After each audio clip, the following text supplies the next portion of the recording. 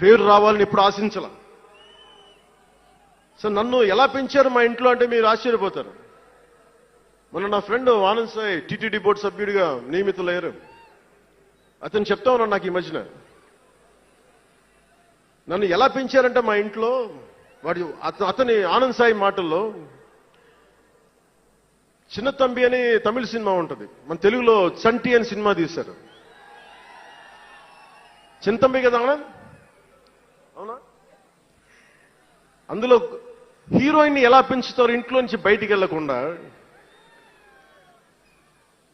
చంటిలో heroine మీనాని ఎలా పెంచారు ఇంట్లో నుంచి బయటికి వెళ్లకుండా, మా ఇంట్లో నన్ను అలా పెంచారు.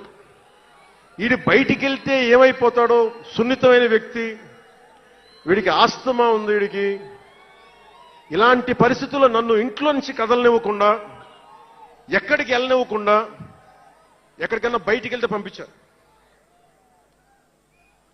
ఒకరోజు చెన్నైలో నేను అన్నానగర్లో కంప్యూటర్ ప్రోగ్రామింగ్ కోర్స్ చేసేవాడిని ఒక సంవత్సరం పాటు.